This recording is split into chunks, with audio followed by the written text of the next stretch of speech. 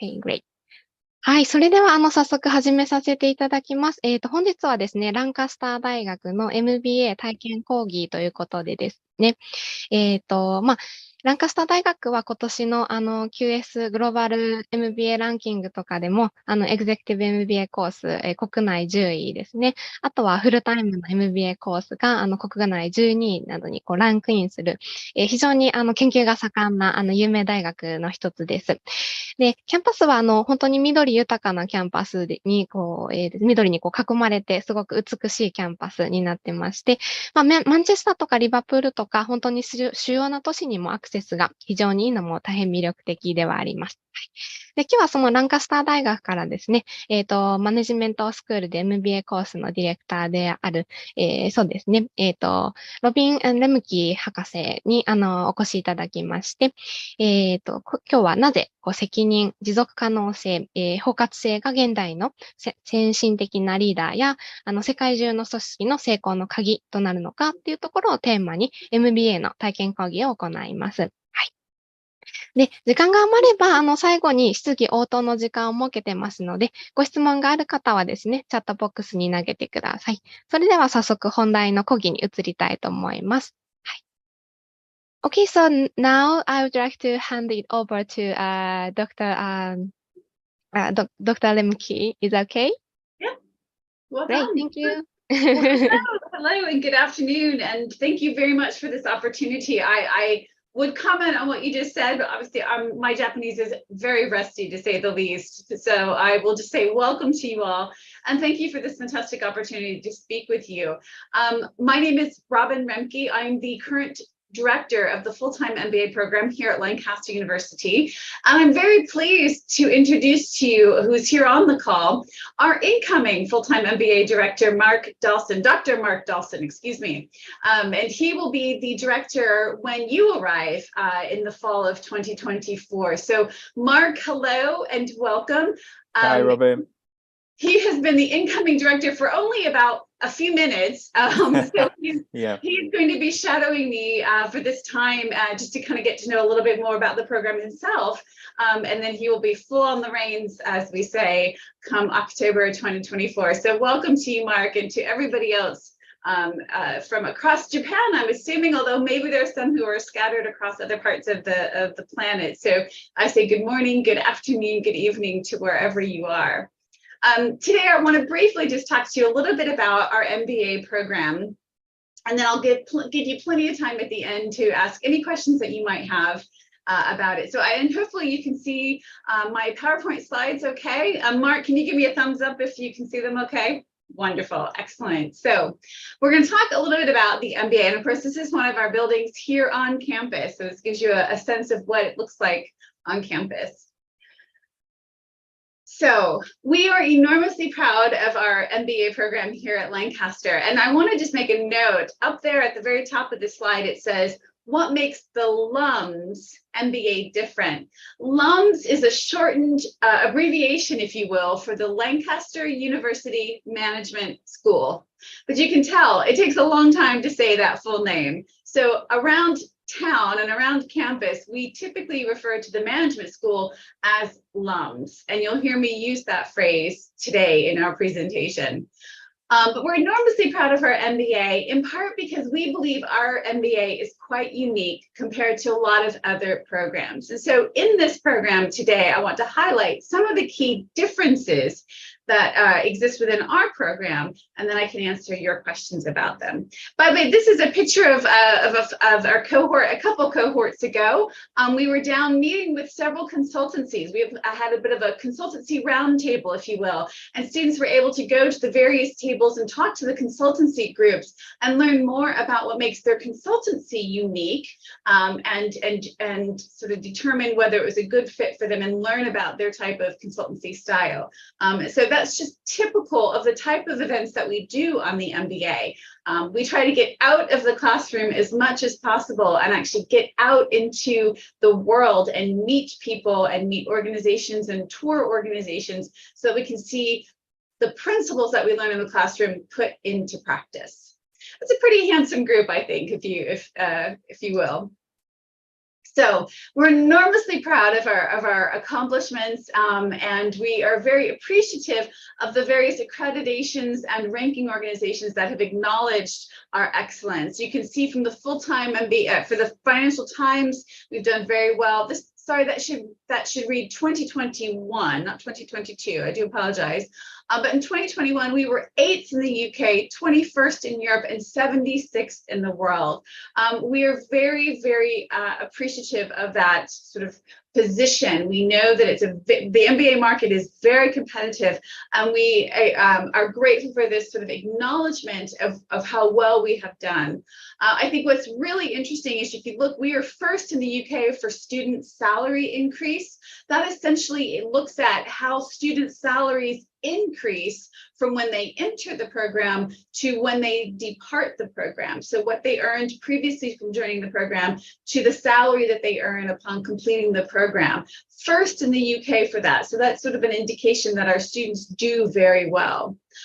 We are first in the world for corporate strategy, and we're very excited to have been named first in the world, not only for this 2021, but for the past 10 years. We've been either first or second for most of that decade.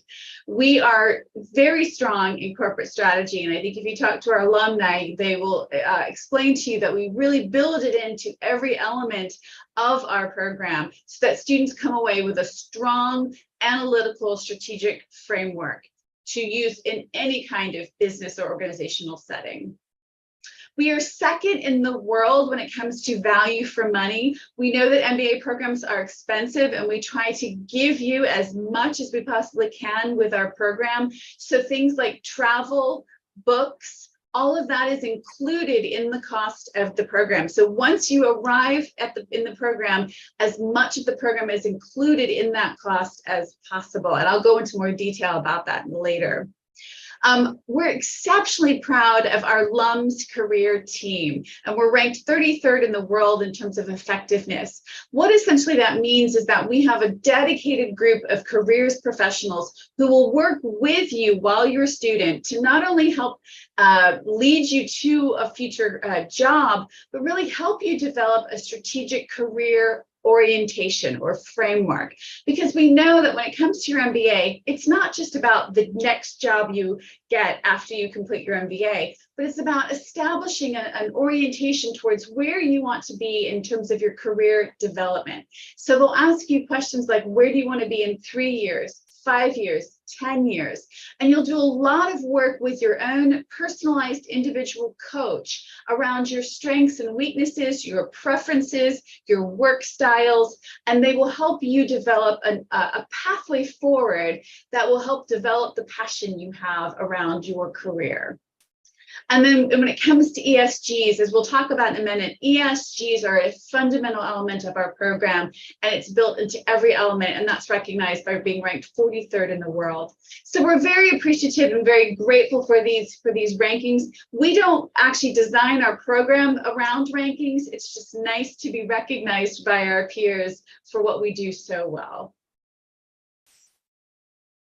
So speaking of those ESGs, our program is guided by 3 key principles and 1 pedagogical principle. Those principles are responsibility, inclusivity, and sustainability.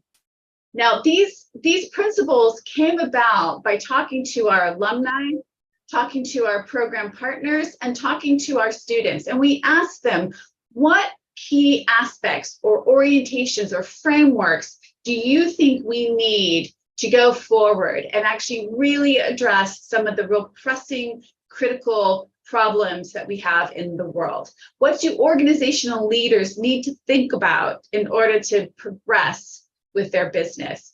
And hands down, responsibility, sustainability, and inclusivity were the 3 key frameworks that came up over and over and over.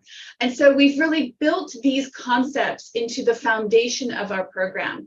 We'll talk about these key concepts in every single module. So it's not just, we didn't just add on a module at the end that covers these. We talk about sustainability, for example, in every module. So for example, did you know that within accounting and finance, there's an entire field and discipline around sustainable investing? Well, you're going to learn all about that on this program. And the idea is that these are the principles that we need for you to go forward into your organizations and actually lead them in ways that will help to address some of the real pressing issues that we have. And we do that through a practice that we call practice-based learning. You might have heard this used in other terms such as experiential learning or action-based learning, but essentially the idea is that you learn best through doing.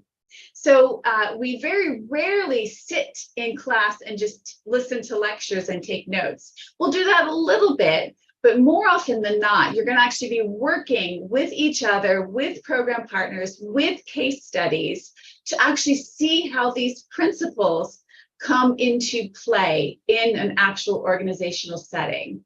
And so you start putting these concepts to practice right away from the very start of the program. So no just sort of showing up and sitting in class taking notes. You're going to work with our program partners, work with organizations, read case studies, you'll debate, you'll do some role playing, and you'll actually work with real clients to solve real organizational problems from day one.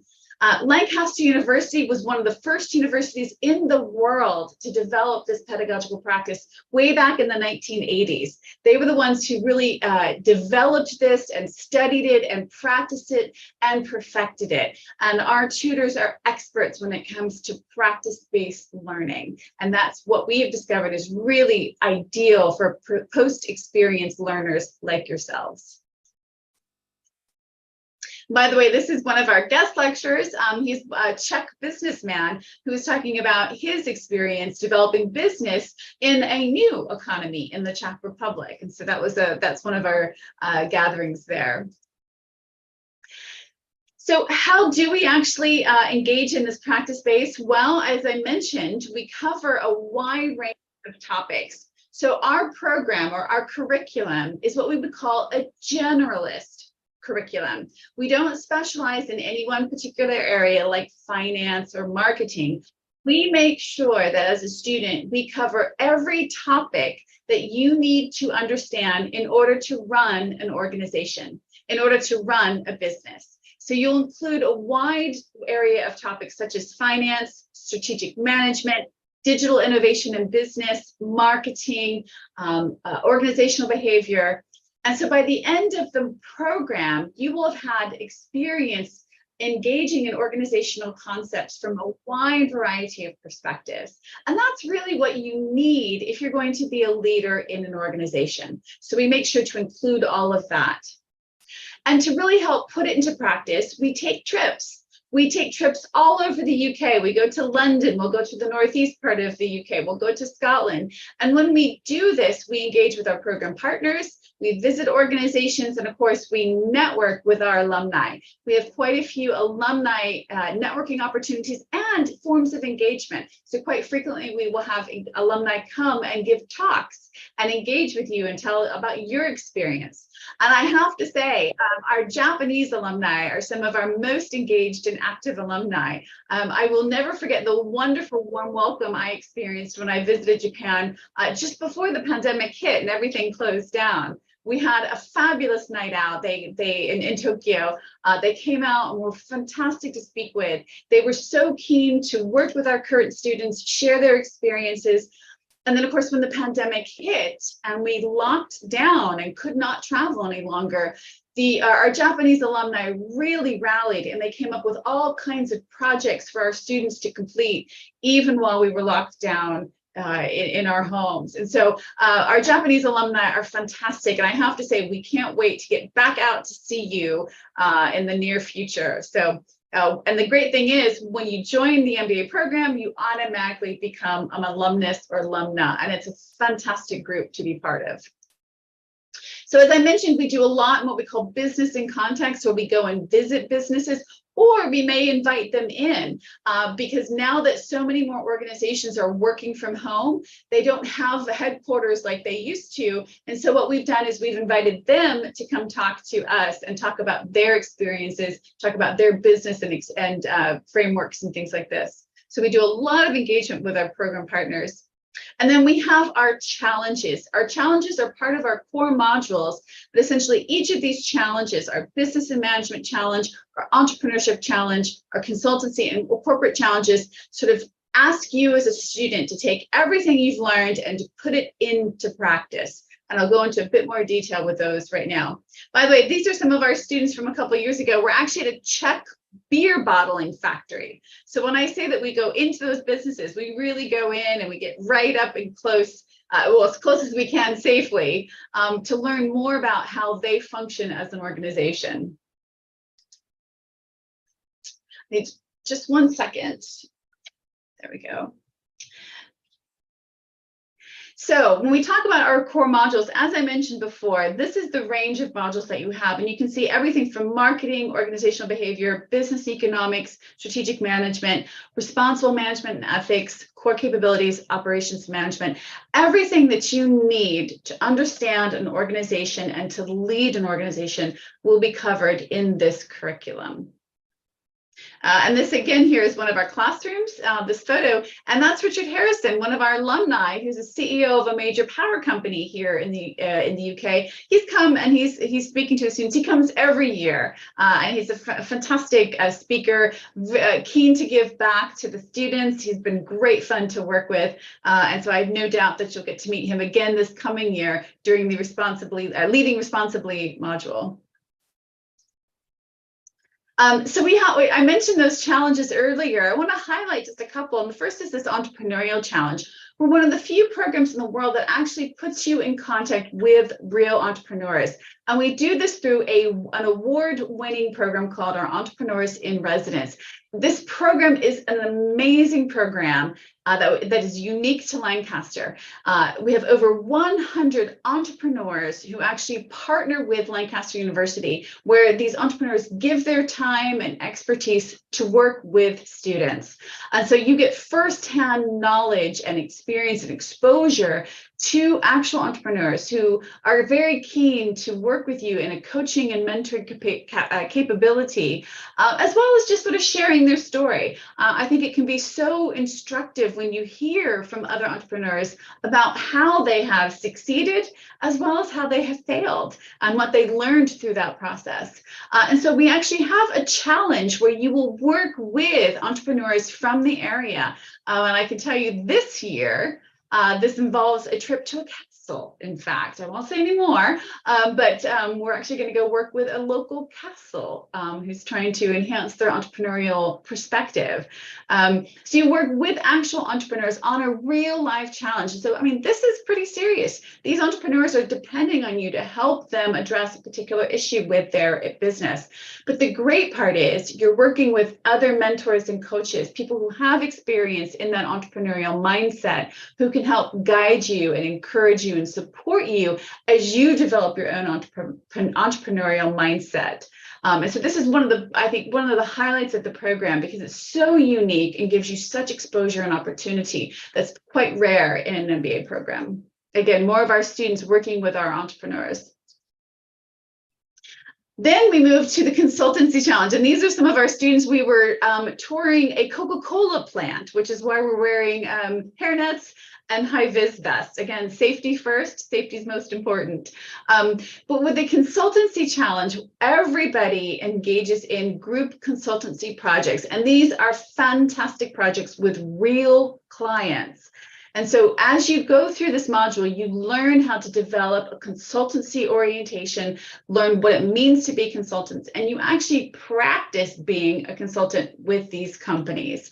It's a group project, so you have safety in numbers, and of course you'll have a mentor and coach to help you with this, so that we can help ensure that you arrive at a successful outcome. But these are real problems, real clients, real organizations. And again, as I said, there's no better way to sort of take everything you've learned in these modules and to put it into practice through a consultancy. So again, one of the real highlights of the program. And then the corporate challenge. The corporate challenge is part of what we call our capstone module. And that is the final module that you take over the summer. So it's at the very end of the program.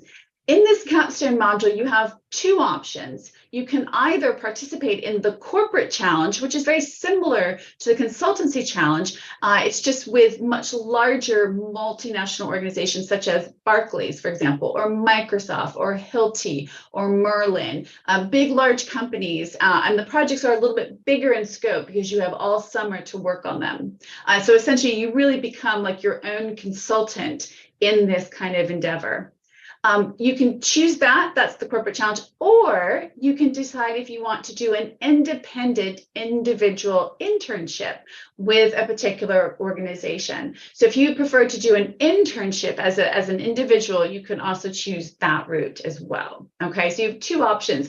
But as you can see, by the time you complete this program, you will have had the opportunity to actually work and deliver a solution to multiple different organizations. And you can use that to really demonstrate to future employers your skills and capabilities.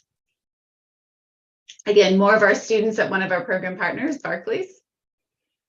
And I'll talk ever so briefly, speaking of future careers, I'll talk ever so briefly about our career support. As I mentioned earlier, our career team are award-winning. They're internationally recognized as being one of the best in the world.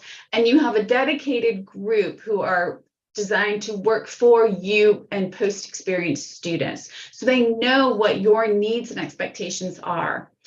They're highly ranked, they're very dedicated, and they specialize. So if you want to move into the financial areas, we have a career consultant who specializes in the financial industries, for example. We have career consultants who specialize in marketing and HR. So depending on what your interest is, there is somebody who can coach you and provide you advice and support towards that end. And again, I just want to stress to you, this is not about job placement or just finding your next job. What these career consultants do is help you develop a career mindset so that you can actually pursue your passion as a career and not just think about work as a job. Okay, and this is a program that runs the entire length of the program. We call it your Career Advancement Program, or CAP. It starts literally during Welcome Week, and you work with our career coaches for the entire length of the program. And one of the incredible benefits of being an alumnus or alumna from the program is that you are entitled to lifelong career support. So oftentimes our students need a lot of support as they exit the program and enter back into the workplace. And then they kind of don't need as much once their career has sort of built up some momentum, but it is always available to you. And this became very evident when we had the pandemic. We have quite a few alumni who are very successful in the tourism and the hospitality industries. And as you can recall, particularly during the pandemic, those two industries were hit especially hard.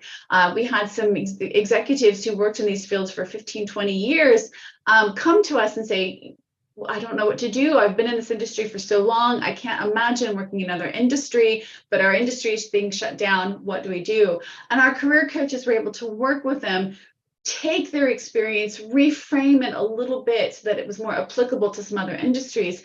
And we've had some huge success stories that come from that. Several who said that actually they didn't expect that they would enjoy working in another industry so much, but they're really happy now. I'm really pleased that they've actually had this happen because it's kind of forced them to try something new. So that career support is yours forever. And so it's always nice to have on hand if you ever need some additional support, want some clarity, or if you have some questions you want to ask. Finally, I want to just kind of stress that we are very much an international community. We have students from all over the world coming to us. And you can see this is just one of the maps in our room. You can see all of the students coming from, where they come from. But it's not only just the students who make this an international community, but it's our faculty. Many of our faculty are from abroad, including myself. I'm from the United States originally. I've lived and worked in Denmark and Slovenia before coming to the UK. So it's a very international kind of group. And I think one of the wonderful things about that is that we bring all of our perspectives and our experiences to that rich conversation that we have as colleagues. And so you very much benefit from that. I just want to briefly highlight, we are still waiting for the final confirmation around scholarships, but we do have a very healthy scholarship scheme for next year. So when you apply, you'll receive information about our scholarships. We certainly encourage you to think about that. As I mentioned before, we are always ranked very high when it comes to value for money. Part of that is because we work hard to keep our overall costs low. So the tuition cost is fairly low compared to other similar or competitive programs. We include everything in that cost. So you don't have to pay for books. You don't have to pay for any program travel or any other kind of program elements. That certainly helps in terms of the overall costs. But then we also do have healthy scholarships, which we'll update and highlight on our website. And that's pretty much the program in a sort of nutshell, if you will. I'm very happy to now entertain any questions that you have. If you want to put them in the chat, or if you want to just unmute yourself, I'll be happy to take your questions.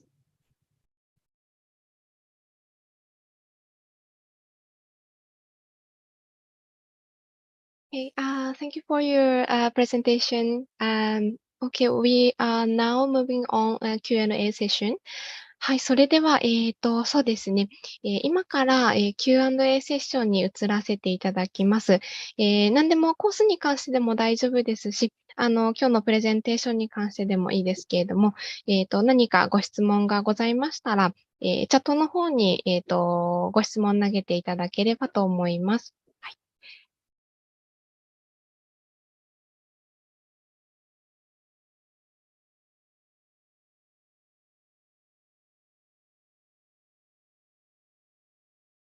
はい、ありがとうございます。Okay, I have one question directly to me. Okay, let me read that question for you. Okay.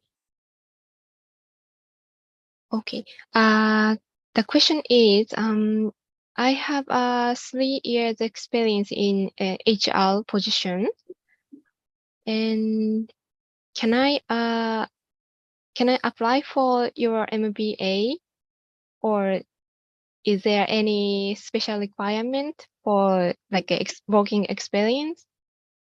Okay, that's a great question. So the minimum requirement is 3 years, but not just work experience. We're looking for students who have some managerial or leadership experience. This could be running a team or a department, or a whole organization, or maybe running a project. Maybe you were a project manager and you ran a project. Excuse me. Any kind of leadership opportunities you have should really be highlighted on your application. So the minimum is 3 years, which this individual does meet. But I think as part of that, we would want to see that the student has some experience leading and managing a budget, a team, or a project. Thank you. Great. Okay. So maybe it's good to just highlight their experience, managerial experience in their CV, or maybe also in personal statement. Absolutely. You know, the personal statement is such an important element to the application. It's your opportunity to kind of tell us who you are. Obviously, we'll read your references, we will read your CV, but it's your sort of space to kind of really provide us a sense of who you are and what your identity is. And that's a really good place to actually highlight your professional experience, your managerial experience, because it may not necessarily be at work. Maybe you were the leader of a philanthropic group or a religious organization or a sports team. All of that counts and is very valuable. So take some time to really think through how you craft your personal statement so that the sort of real personality kind of comes through in that. That's great advice, because they are looking forward to apply this year. Yep. Yeah. So absolutely. This is, if you think about it, this is kind of almost sort of your introduction to us. This is kind of how you tell us who you are and what makes you unique and special and different from other students. So, I would say take some time to really think through how you want to present yourself. And certainly if you are involved in organizations outside of your work, make sure you include that, because it helps us see you in your whole capacity, not just your professional life. Thank you. Okay, so I got another question. Okay, let me read.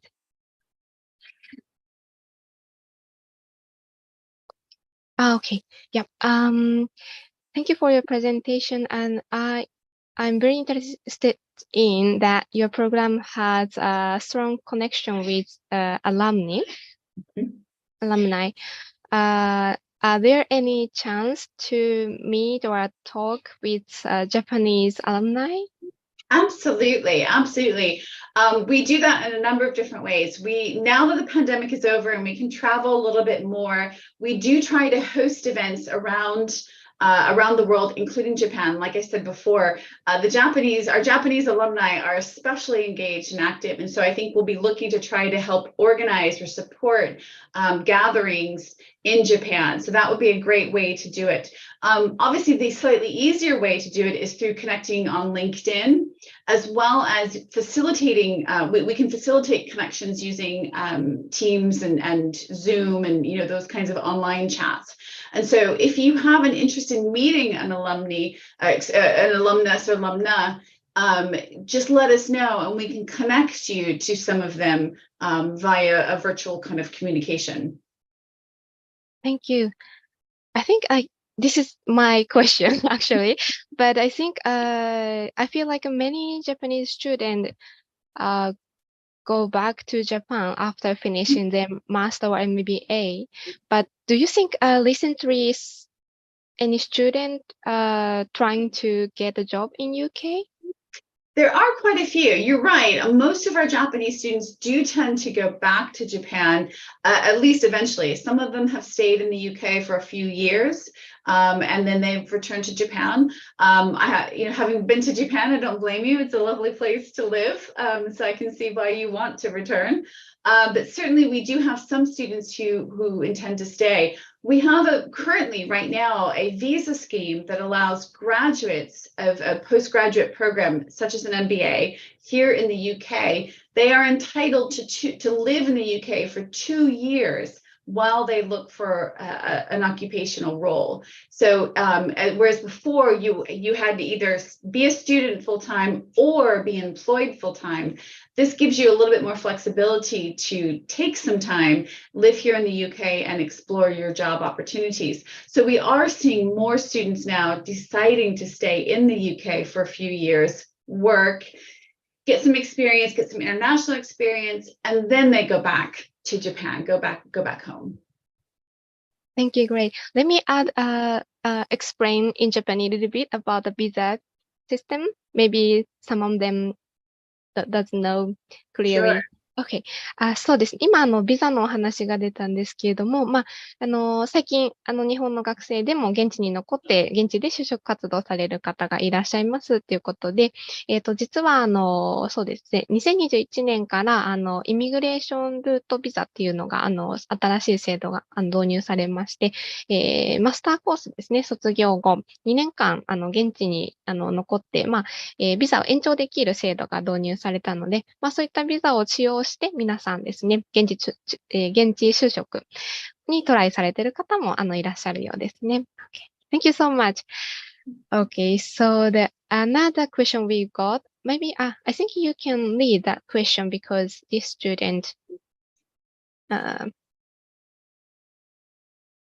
asking in the group, I think. Yeah, how long is the corporate challenging team or internship? And what was Berkeley in photo? And what city did they go to do the corporate challenging? Oh, that's a great question. Okay, so the corporate challenges, again, that happens over the summer, and it's between 6 and 8 weeks. Some of the internships last longer than that, and that's fine. They can extend into September, October if they'd like. But the challenge itself is usually about 6 to 8 weeks long. Historically, most of our students would travel to London for their projects because that's where most of the large multinational companies are located. But interestingly, after the pandemic, a lot of these organizations have moved out of London, or they have just moved out entirely, and most of the workers are working remotely. So actually now, and for the past 2 years, and I imagine it'll be this way going forward, most of our projects are completed remotely. Occasionally students might go and visit the companies maybe once or twice, maybe at the beginning or at the end, and meet everybody in person. And in that case, they're all over the country. But historically now, post-pandemic, most of the projects are completed remotely. And so students were often sitting here in Lancaster, working on their projects, and their companies are located literally all over the world. So places like Microsoft, Microsoft has offices all over. Hilti has offices all over. So in some ways it's been great because we've been able to work with companies in a much more global, interactive way. We're not sort of just limited to the London area. And it's a little bit cheaper for students. London is very, very expensive. And so to move down there for a few weeks to work on a project can sometimes be very expensive. Whereas now students can actually just stay in their current accommodation and finish up the program. So it's actually worked out very well for us in that sense.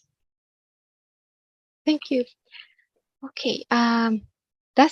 I think it's very interesting to hear that almost all projects they working remotely. That's very interesting.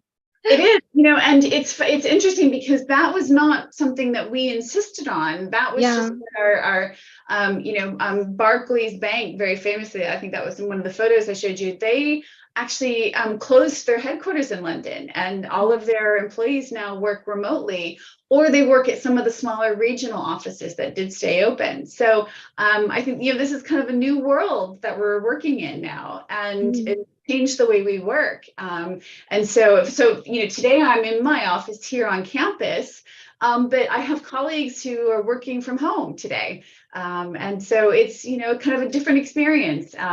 So in terms of the projects, it's quite likely that you actually might be working remotely. Yeah.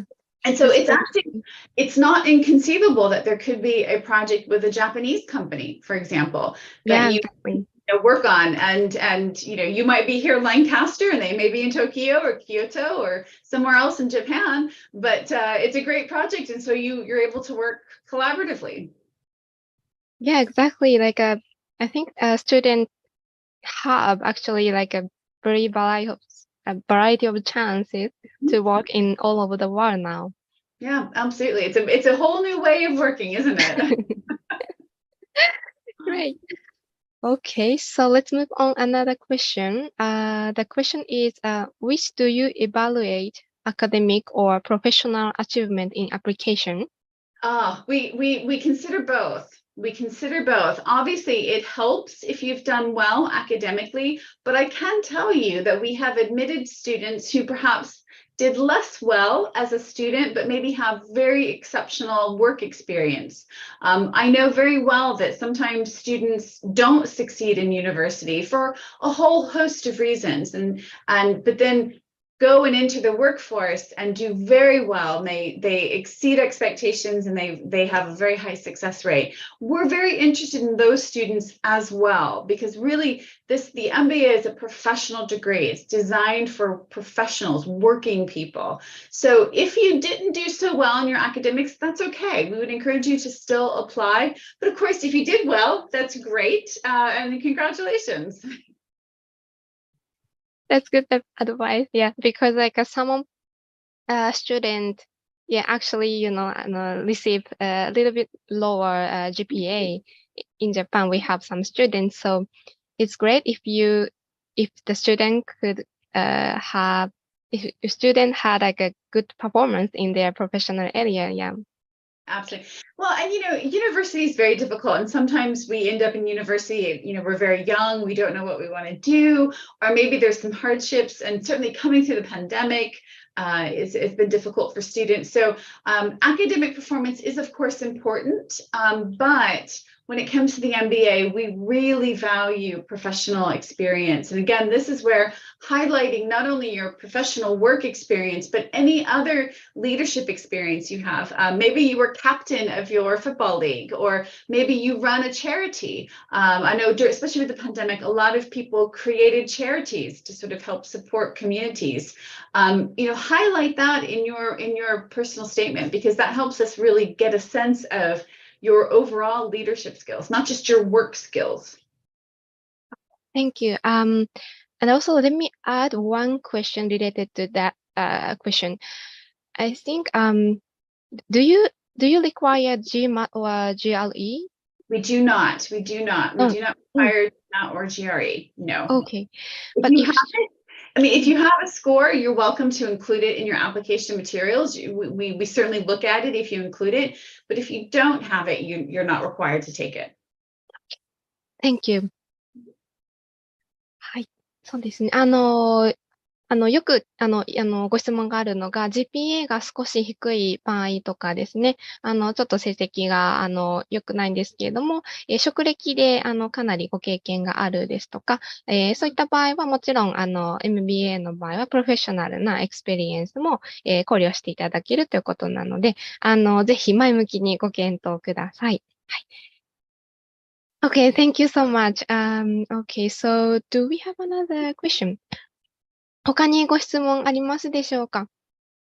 英語でご質問いただいてもいいですし、もちろん日本語でも翻訳、トランスレートしますので、はい。もしご質問ありましたら、チャットの方に投げてください。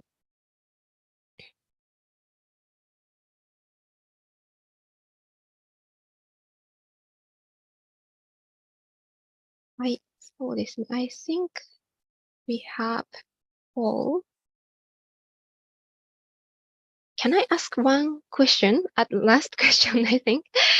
Okay, I'm very interested in your program because it's very, very practical. I think practical rather than other MBA course, I think. And so I think many students will have a placement or internship, I think. Mm-hmm. Could you please give us some example of that, like a company, like which company your student actually work with? Sure. I can't actually give you the specific ones because it's we have very strict privacy right. Yeah. Here. They're called GDPR, and so I can't actually reveal the specific names, but I can tell you that when it comes to our internships, our students, because our students choose the internships, they decide what kind of organization they want to work for, and so we have some students who've worked for startups who wanted to kind of get that experience working for the very small company and see what that's like, particularly for students who might have come from very large organizations like an IBM or Accenture or Microsoft. Having the opportunity to work in a small startup is quite unique and quite special. And it's the internship is a wonderful way to test something. It lets you test out whether you would like to work for a startup, because of course an internship ends, and at the end of it, if you found that actually it wasn't a good fit for you, then that's okay. You're not you're sort of not stuck working there. So I think an internship is a fabulous opportunity for someone who might want to try a new kind of workplace or maybe a new industry. So if you are wanting to switch industries, maybe you worked in hospitality, but you'd like to move into the energy sector. An internship is a great way to test it out and to make sure that that's really what you want to do before you actually start applying for permanent positions in that industry. And so I can tell you our students have worked in large multinational companies, very large in the financial industries, for example, very large banks that you'll probably have heard of. That are familiar to you. We have quite a few interns who worked in very large consultancies as well that you probably are familiar with. But then we also have students who have chosen that smaller path. They want to work in a startup or for an SME. And so it's a wide range of opportunities for our students. Yeah, that's good to know about that. Students It's actually, it depends on student. Yeah. Absolutely. Any kind of area they can choose. Absolutely. Absolutely. Great. Thank you. Sorry. I got one question. Another student. Let me read that question. The question is, I think it's kind of related to my question, but what kind of job or field graduation students do? I think what kind of job or field student work after their graduation, I think. Yes. Okay. We are our program is quite unique and unusual in the sense that our students move into careers in a very wide range of areas and industries. I know sometimes some programs specialize in like the financial industries, or they might specialize in consulting. We have students who have gone into almost every field imaginable. And if you go to our website, there's a clear graph that kind of highlights different areas as part of our portfolios. But what that tells us is that our students are quite adaptable, and they're quite flexible, and they're quite curious. They find a lot of different industries quite interesting. So in terms of industries, we represent, I think, 33 different industries, including the energy, in terms of green energy, in terms of consultancy, and everything is sort of in between. And then within that, a whole variety of roles, including business and development, HR, marketing, finances, financial industries, obviously, is a big one for us as well. And we have quite a few students who actually go on and work in governmental organizations or public sector organizations. One of our students, a few years ago, she returned to her home country in Africa and worked for the National Water Authority, essentially. She was the lead communicator for the Water Authority, which was fascinating. And she obviously, everybody needs water, so it's a very essential, important organization. And so to be the head of communication for that was very, very, very exciting. So we have students who go into a wide variety of industries, a wide variety of sectors, and then within that take on, a wide variety of different roles. So we're quite diverse in that sense. Thank you so much. Yeah, I think it's also like your MBA course. It's good place for students to meet people from, very different kind of background, I think. Absolutely. Well, most students don't know this, but we are actually one of the oldest MBA programs in Europe. Wow. The MBA degree is actually fairly new, but actually we're one of the oldest. We're turning 35 next year, if you can believe it. We look pretty good for our age, I think. But one of the nice things about that is that it means we have a very large alumni base. Our alumni are in over 99 different countries, and some of them are ambassadors. We have ambassadors as alumni. We have CEOs and CFOs and COOs, and then we also have people who are creating startups. Richard Harrison, I mentioned earlier, he keeps starting companies. He just can't help himself. He starts a company, runs it for a few years, sells it, and then starts another one. And we have that richness because we have been around for 35 years. And so we were able to kind of draw on that. And one of the great things is that, and you'll experience this once you become part of our program, you become a member for life, and you join a really nice group of people who are supportive. And so every year we have alumni events and people come out, and it's always great because I'll meet people who graduated in the class of 2000 or 1995, and they inevitably always say, "Oh, is so and so still here?" And I'll say, "Oh no, that person's retired," or whatever. But they still have such passion for the organization, for the program, and of course for the current students. And they're always great to act as mentors. They act as networkers for the students, and then just to give them great advice. So we have a fantastic alumni network and a fantastic alumni base. And as soon as you become a member of the program, you obviously join in that base. Yeah, that's great. And the 35 years is great. And then, I think your alumni group, they are like a really professional, really professional. Yeah. student or like alumni. Get ready because we're going to have a big party when we turn 35. I think we're going to have quite a few parties. That sounds fun.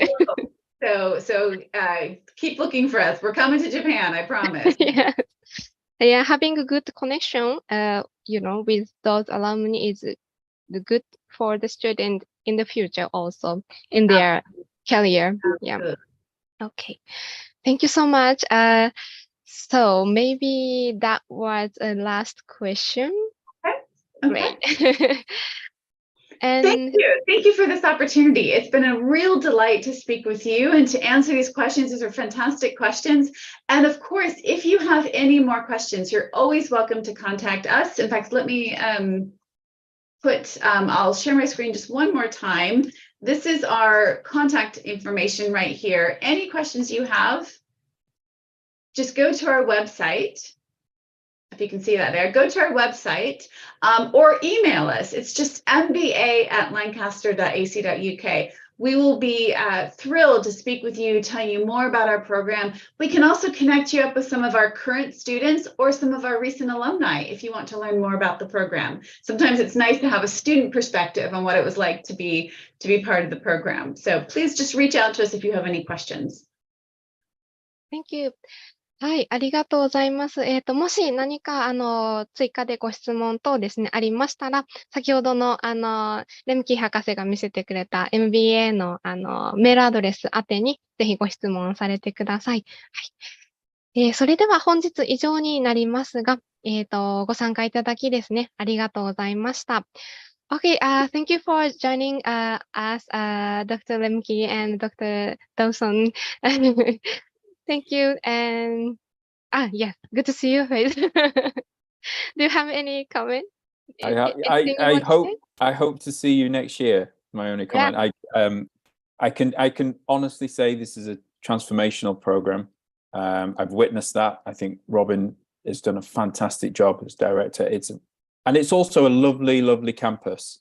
Yes, it's a great place to be. Time to talk about it. No, we normally we include that, but we tried to keep it short today. So yeah, beautiful. It's a lovely campus and it's a transformational program. So I hope to see you next year. That's great. So you have like a lot of green. Yeah, we're very close to the Lake District. Lake also. Yeah, and I've worked in quite a few institutions, higher education institutions in the UK. So, and I can honestly say Lancaster is the nicest campus I've worked. I've worked in London, I've worked in other cities, and Lancaster is by far the nicest campus and the nicest community, I think, as well to be a part of. Absolutely. In fact, the students often come, it's very clean, very safe, very comfortable. And in fact, on campus, we have everything you need, including a cinema. We have several shops, I mean, everything you need right here on campus. So although we do encourage our students to get into Lancaster as well and go explore the area, but it's a very easy and affordable place to live. We're one of the most affordable places in all of the UK. So we're happy to send you some pictures of our campus. It's a great combination. We're very affordable, but also really high quality.